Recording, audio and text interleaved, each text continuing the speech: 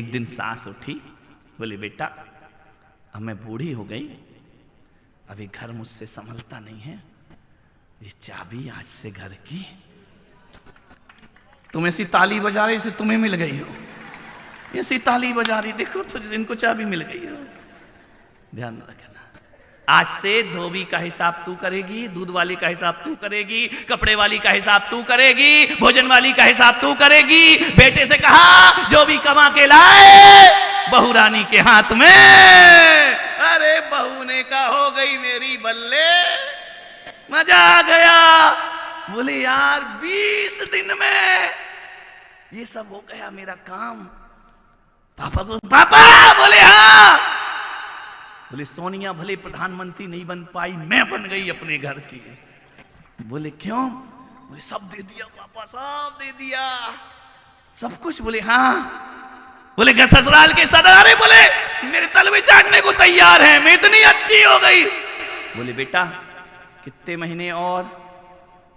3.5 महीने और। ठीक है पापा, जो कहोगे वैसे ही करूंगी। धीरे धीरे ये हुआ 1 महीने 2 महीने में कि क्या खाना है। अब बहू पूछती मम्मी से, मम्मी जी क्या खाओगी? बेटा भिंडी बना ले। ओके ओके मम्मी, भिंडी, भिंडी जैसी कोई सब्जी नहीं है। इतना अच्छा माहौल बन गया। एक दिन रक्षाबंधन आया, भाई लेने आया। भाई ने कहा कि बेबी चल राखी है, तेरी सास से पूछ लो। सास ने कहा देख बेटा, ये तेरी बहन नहीं, मेरे घर की लक्ष्मी है, इसके जाने से घर सूना सूना हो जाएगा। लेकिन राखी का त्योहार है, मैं रोक भी नहीं सकती हूं, दूसरे दिन वापस भेज देना।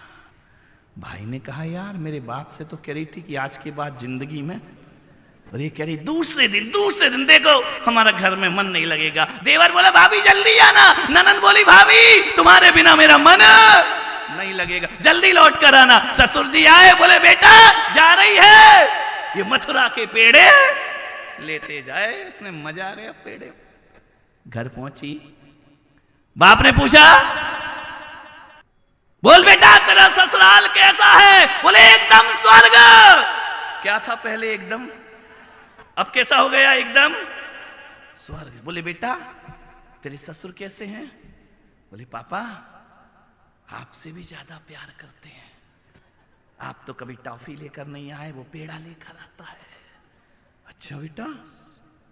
बोले सो डायन। अरे पापा मेरी सास को डायन नहीं बोलना, मां से ज्यादा प्यार करती है, इतना प्यार तो मम्मी ने नहीं किया। अरे बोले वो चुगलखोर ननंद। अरे बोले बिल्कुल सहेली। पापा ऐसे आप शब्द मत बोलो मेरी ससुराल को, मेरी ससुराल बहुत अच्छी है। बोले वो आवारा देवर? बोले नहीं, वो तो बिल्कुल कृष्ण कन्हैया है, वो लक्ष्मण जैसा देवर है मेरा। तो बोले बेटा बताओ वो धूर्त जेठ। बोले उनसे ज्यादा समझदार तो दुनिया में कोई होगा नहीं, कैसे घर चलाते हैं, सारी शिक्षाएं वो मुझे देते हैं। और बेटा बता मेरा पति वो यमराज। अरे बोले भला है बुरा है जैसा भी है मेरा पति मेरा। मजा आ गया ना।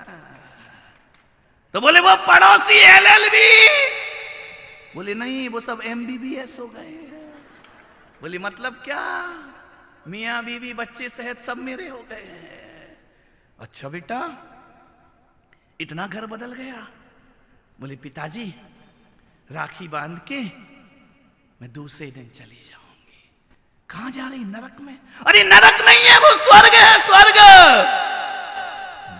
पिता ने लिया, बेटी को अपने सीने से लगाया और कहा शाबाश बेटी, आज तूने मेरी तपस्या सार्थक कर दी, आज तूने मुझे पिता होने का गौरव प्रदान कर दिया, आज तूने मेरी सारी चिंताएं दूर कर दी।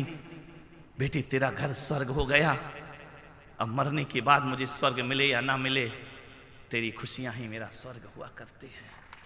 हर पिता का यही सपना होता है मेरी बेटी ससुराल में आनंद के साथ रहे। ध्यान रखना। उस बेटी ने कहा पिताजी वो मंत्र तो बताओ जो महाराज ने दिया था। बोले बेटा तुझे क्या करना है, तेरी जिंदगी बदल गई ना। बोले नहीं फिर भी बताओ। बोले बेटा वो मंत्र जिससे तेरा परिवार तेरे वश में हो गया, वो मंत्र एक इतना ही मंत्र था कि तू कभी किसी को जवाब नहीं देना पलट के, और अहंकार की भाषा नहीं बोलना जीवन में। जहां भी रहेगी बेटी तो सुखी रहेगी। तू चुपचाप रही, तू विनम्र रही, सास ससुर का तुझे आशीर्वाद प्रदान हुआ।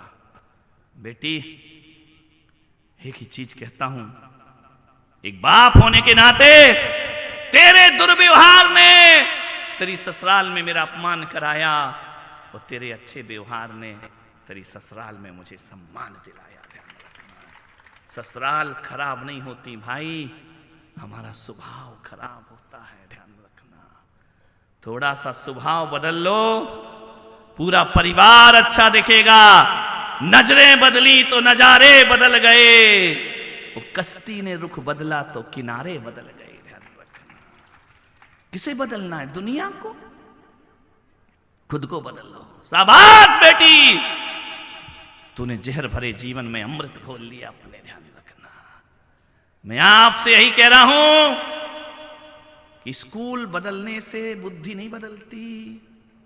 बुद्धि अच्छी रखो, सरकारी स्कूल भी कलेक्टर बना के खड़ा कर दिया करता है। ध्यान रखना, महंगे महंगे स्कूलों से जीवन का विकास थोड़ी होता है। महंगी महंगी फीस से विकास नहीं होता है। अच्छा फर्नीचर, अच्छा भवन। आज गांव का बच्चा शहर में जाके पढ़ना चाहता है। क्या है कि तुम्हारे गांव से ऑफिसर नहीं बनते हैं? बनते हैं, जीवन की ऊंचाइयां नहीं मिलती हैं, लेकिन एक फैशन बन चुका है।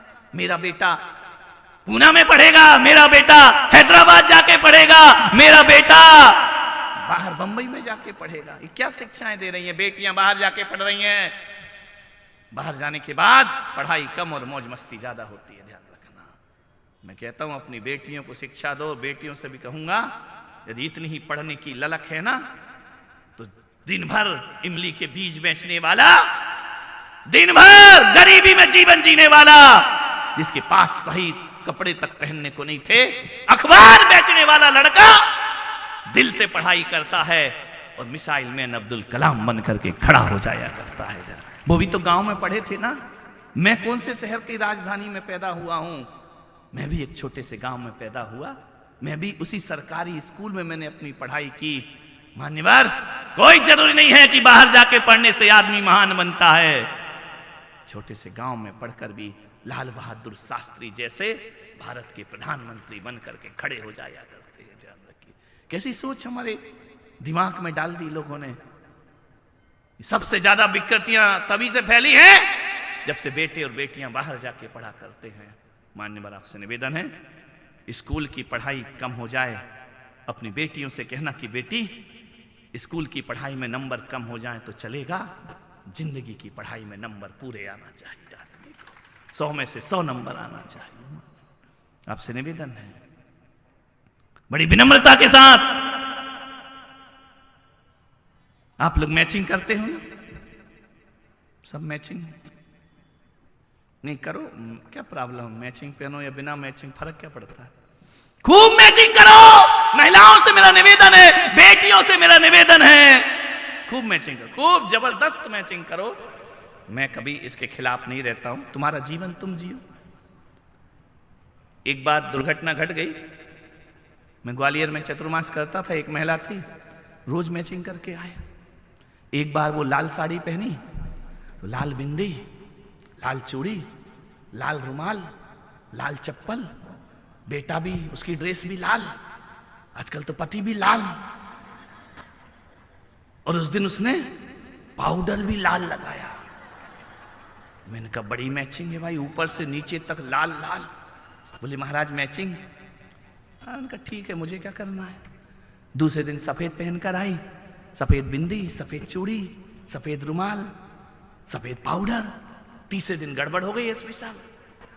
तीसरे दिन वो काली साड़ी पहन के आई, तो चूड़ी तो काली थी, बिंदी भी काली थी, रुमाल भी काला था, बच्चे की ड्रेस भी काली थी, पर्स भी काला था, पाउडर गड़बड़ हो गया। मैंने कहा मैडम आज मैचिंग बिगड़ गई आपकी। लाल पाउडर, लाल कपड़े तो लाल पाउडर, सफेद कपड़े सब, आज काली साड़ी, पोते आती काले।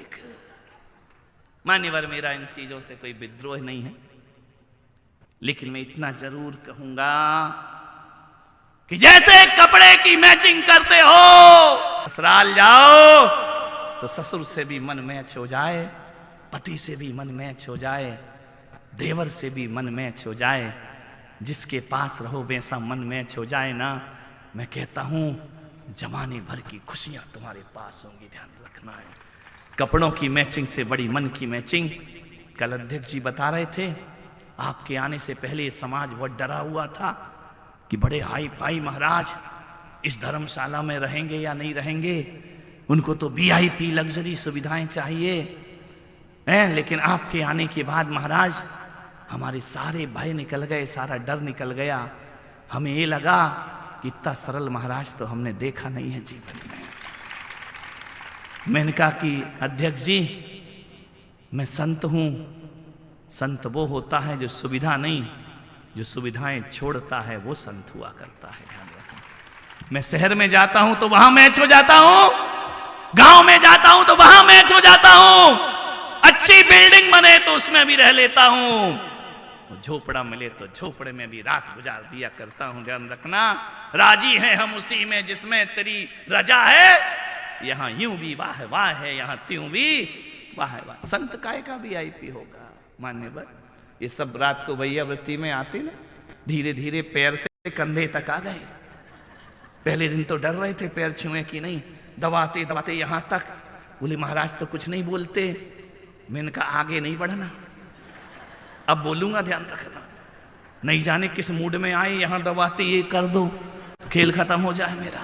ध्यान रखना, आपसे निवेदन है, संत वो है जो सरल हुआ करता है, संत कठिन नहीं हुआ करता है। संत वो है जो गांव से भी मैच हो जाता है, शहर से भी मैच हो जाता है।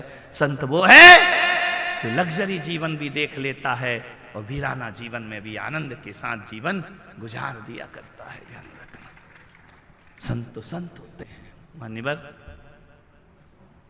मकान नहीं मन बदलो, और ससुराल नहीं व्यवहार बदलो। ध्यान रखना, और ये मत सोचना सल उम्र वालों कि व्यवहार बदलने के लिए मैं केवल बेटी बहू को कह रहा हूं।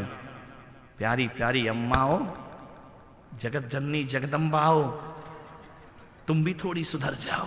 ध्यान रखना, अकेली हमेशा बहू गलत नहीं होती है, कभी कभी घर के लोग भी गलत हुआ करते हैं। ध्यान रखना है, हर बार बहू गलत नहीं होगी, हर बार बेटी गलत नहीं होती है, कभी कभी बड़े बुजुर्ग भी गलत काम कर दिया करते हैं। ध्यान रखना, सबके साथ बेटी को बेटी समझो, बहू को बहू, और बहू को बहू जैसा प्यार दो। ध्यान रखना, घर की लक्ष्मी बनाकर लाए हो ना, तो लक्ष्मी जैसा आदर भी उसे देना चाहिए। ध्यान रखना, अकेली दुल्हन के समय ही लक्ष्मी नहीं, जीवन भर लक्ष्मी जैसा आदर दो।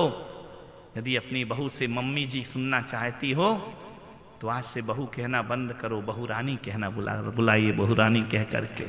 लेकिन तुम तो ऐसी उसकी दशा कर देते हो, बहू समझ नहीं आता है, तुम रानी शब्द नौकरानी को लगा देती हो। क्या बोलती है नौकरानी? बहू को रानी कहने में क्या बिगड़ता है? बेटा कहकर बुलाओ, वो मां कहकर के तुम्हें आवाज देगी। ध्यान रखना, मैं कुछ नहीं चाहता सल उम्र वालों, मैं नहीं चाहता कि मंदिर और सम्मेद शिखर और तीर्थ पवित्र हो। मैं चाहता हूं कि यहां बैठे हर व्यक्ति का घर एक मंदिर होना चाहिए, एक जिनालय होना चाहिए, एक तीर्थ स्थान होना चाहिए, एक पवित्र स्थान होना चाहिए। जैसे मंदिर में प्रवेश करते भावनाएं बदल जाती हैं, तुम्हारे घर में प्रवेश करते भी भावनाएं बदल जाना चाहिए। मैं आहार में जाता हूं, देखता हूं सास खड़ी रहती, बहू खड़ी रहती, मैं पूछता हूं कैसी है बहू? हाँ तो बोलती, लेकिन थोड़े रुक के बोले तो समझना गड़बड़ है। ध्यान रखना, मामला गड़बड़, स्थिति तनावपूर्ण है लेकिन नियंत्रण में है। ध्यान रखना, बेटी सबसे बड़ी संपत्ति है, उसे संभाल कर रखो। आने वाला युग तुम्हें हमेशा स्मरण में रखेगा, हर जगह सुख मिलेगा। तो अंतिम बात यही कहता हूं कि कपड़े मैच हो या ना हो, स्वभाव सबसे मैच हो जाना चाहिए। आप सबने सुना, अनुग्रहित हूं। जय महावीर। कौन था मैं? किसी के लिए खाली सूखा भूखंड, तो किसी के लिए मुंबई से अहमदाबाद के बीच आने वाला सिर्फ एक जमीन का टुकड़ा। किसी व्यापारी के हाथ लगता तो हजारों की तरह एक और रिसोर्ट बन जाता। किसी बिल्डर के हाथ लगता तो लाखों और की तरह मैं भी एक टाउनशिप बन जाता। लेकिन मेरे भाग्य में करोड़ों में एक होना लिखा था। मेरे भाग्य में आचार्य श्री पुलक सागर जी का आशीर्वाद लिखा था। नरेन्द्रं फणीन्द्रं सुरेन्द्रं अधीशं शतेन्द्रं सुपूज्यं भजे नायशीशं मुनीन्द्रं गणेन्द्रं नमो जोडिहातं नमो देवदेवं सदा पार्श्वनाथ।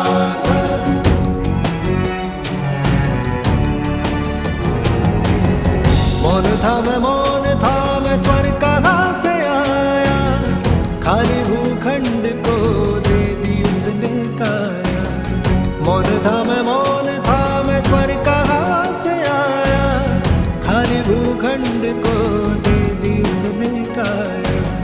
तीर्थ बनाया मुझको सजाया, तीर्थ बनाया मुझको सजाया।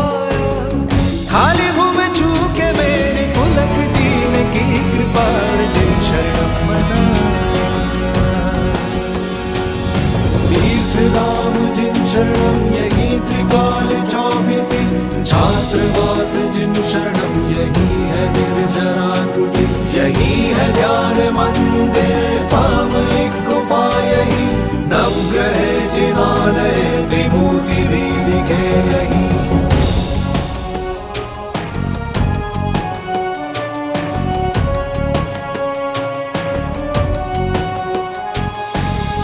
पुलक सागर को ये स्वप्न आया, खाली भूखंड ने उनको बुलाया।